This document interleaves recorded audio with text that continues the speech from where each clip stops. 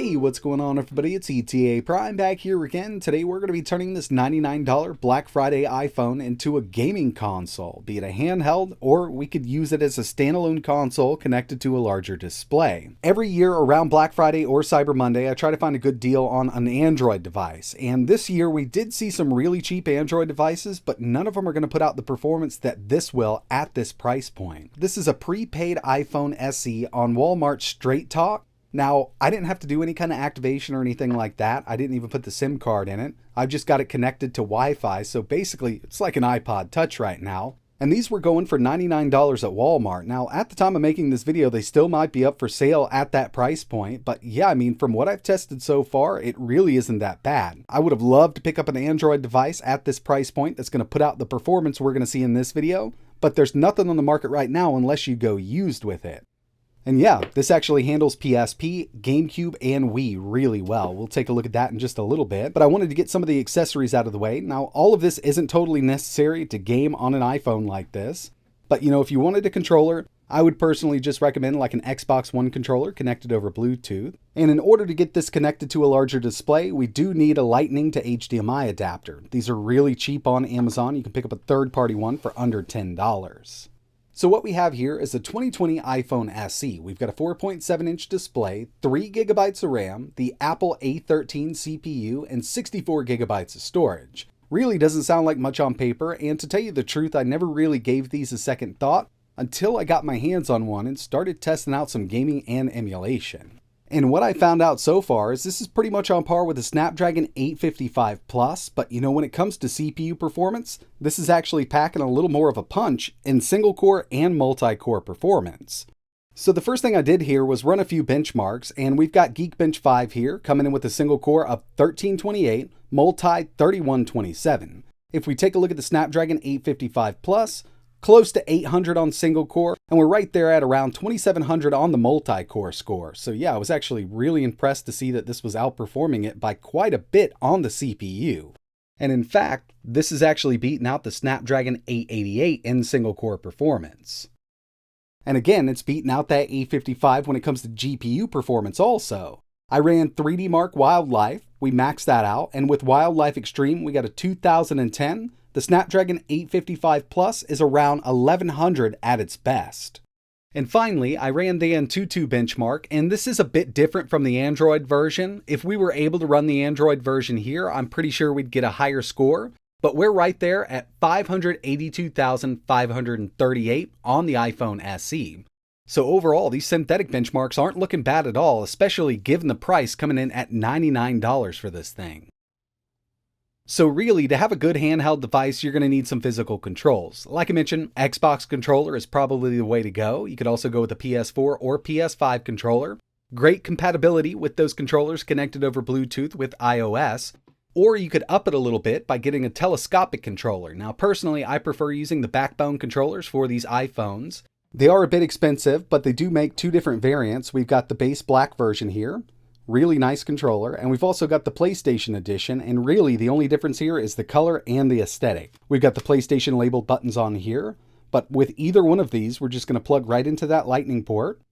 And this actually has its own dedicated app. It's kind of a little game launcher, which does work out really well on an iPhone. Now, you don't really need to use the app in order to use the controller. There are a ton of games on iOS that natively support controllers, and this will work with all of them, even Genshin Impact, Call of Duty, and PubG. And there are other controllers on the market that work with the iPhone. Personally, I just prefer these backbone controllers, the way they feel, and just overall compatibility. Everything fits really nicely, and I think it does look pretty good. Now, of course, with the SE, we are working with a smaller 4.7-inch display. But when you take a look back at some of the handhelds that hit the market in 2022, we're still working with a pretty big screen when you compare them to a lot of those ARM-based handhelds that were released. So we've got the hardware out of the way, now it's time to see how this thing performs. We're going to start off with some native iOS games, and first on the list we've got Asphalt 9. Definitely been on the market for a while, it's still a really fun game to play, and it's running just fine on this. From the settings, we're at 60 FPS, that's about all I can change on iOS, but it still looks pretty good, and yeah, we're definitely running at 60.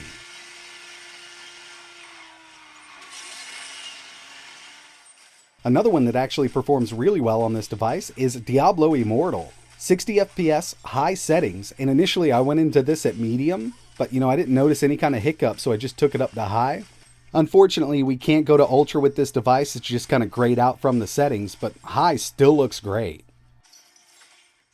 Here's Call of Duty Mobile, and going into this, I had a good feeling we'd be able to run this really well. From the settings, we're at high, and the frame rate is set to very high, so we should be running at 60. Unfortunately, we just don't have like a frame counter on, but I've played this game on a lot of devices, and it is very smooth here, so, I wouldn't doubt that we are running at 60 FPS with this. And the final native iOS game that I wanted to test here was Gensin Impact. Now with this one, in order to run it at 60 on this iPhone SE, we did have to take the settings down to medium. Again, it still looks pretty decent like this. If you did want to run it at 30, you could max this out totally, but having that smooth frame rate at 60 will require you to go down to medium. And it is a little unfair when it comes to Gensin Impact on iOS versus Android, because it really does seem like development is kind of skewed towards the iOS side of things, because iOS has had controller support for a very long time with this game, and Android still just doesn't have it. With this, you have to use a third-party mapping app to get a physical controller working with it. So obviously, this little device handles native iOS games really well, but now it's time to test out some emulation. And there are a few ways to get emulators installed on your iPhone or your iPad. My personal favorite way is to use an app called AltStore. So here I've actually got Dolphin iOS for Gamecube and Wii, and I've got PPSSPP for PSP installed.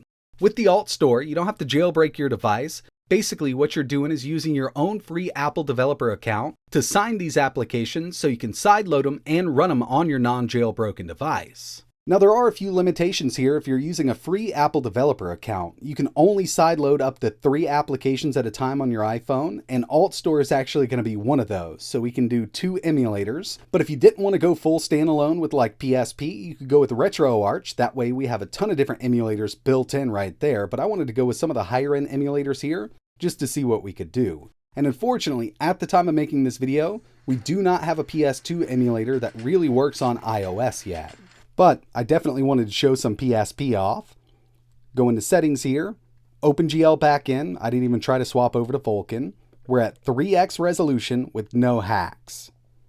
This is Jak and Daxter, not a super hard game to run. And yeah, 3x, we could actually take this up a bit more, but we're kind of limited by the screen's resolution here.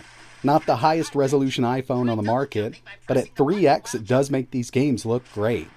Now this is one of those PSP games that natively ran at 30 FPS. There are hacks to allow you to go to 60, but I didn't do any of them. And if you're into PSP emulation, you know that this isn't a super hard game to emulate. So we're going to go ahead and move over to one that, really struggles on lower end devices.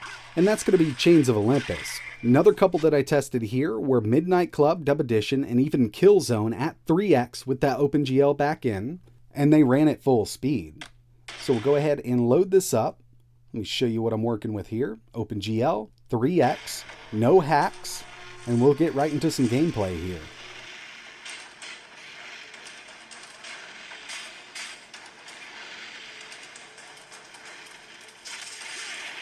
So yeah, PSP emulation on this device is great, and as long as the game's compatible with the emulator, it's going to run at full speed. Now we also have the Vulkan backend that we could swap over to, but everything that I tested with OpenGL just worked, so I didn't feel a need to have to swap over.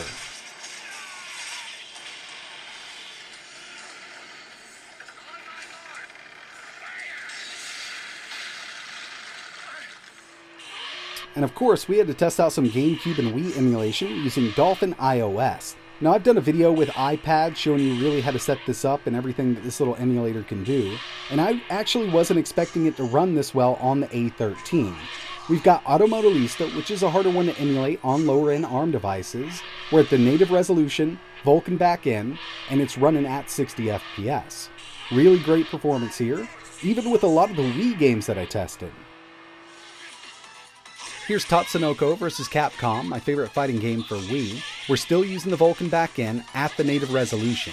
Now I did notice a few FPS dips every once in a while when there was a lot of particles on screen, but I haven't turned on any kind of hacks or anything in the background, and we've got a lot of settings that we can mess around with in Dolphin iOS. So it does offer pretty decent Gamecube and Wii performance, but it doesn't mean that every single game is going to run at full speed, because when I moved over to F-Zero GX, on the hardest track to emulate, which just happens to be Fire Field, it just kind of fell on its face. Now on the very first track in this game, it will run at 60 FPS, but this is one that I always like to test because it really does tax that GPU and CPU with everything going on in the background and the sides right now. So obviously in handheld mode, this thing is actually performing really well for a $99 device when it comes to gaming and emulation. But we've got one more thing that we can do here. We can actually connect to a larger display. But with the iPhone, you will need one of these adapters. It's Lightning to HDMI. We also have Lightning in for power, just in case you want to charge the phone while everything's going. You're basically just going to plug it into the phone. Then we'll plug HDMI into the adapter. And as you can see, it's going to come right up on screen. Now obviously we're in portrait mode right now, but as soon as we start up a game, it's going to go to landscape mode. It's just going to mirror the phone's built-in display, and there's no degradation in performance. And of course, since we've got a wired connection here, we don't have to worry about more input lag. The only input lag you really need to worry about is Bluetooth, which is very minimal with these devices. But this does work great for big screen gaming, and you might notice we've got a little bit of a black border on the monitor. That's normal for these iPhone devices because we're not working with the same aspect ratio as the 16:9 display that we have this connected to. You could always adjust the overscan on the external display itself to kind of minimize this, but I'm kind of used to it now and it doesn't bug me much at all because we've got a much larger display than the built-in phone screen. And believe it or not, this lower-end iPhone SE also has Wi-Fi 6 built in, so cloud gaming and game streaming will work on this device. And of course, performance is really going to depend on what server you've connected to, especially with the Xbox cloud gaming. Sometimes I get a really great connection, sometimes it's a bit spotty, but if you've got decent Wi-Fi, you should get pretty good performance out of this. Works with the controller and that external display.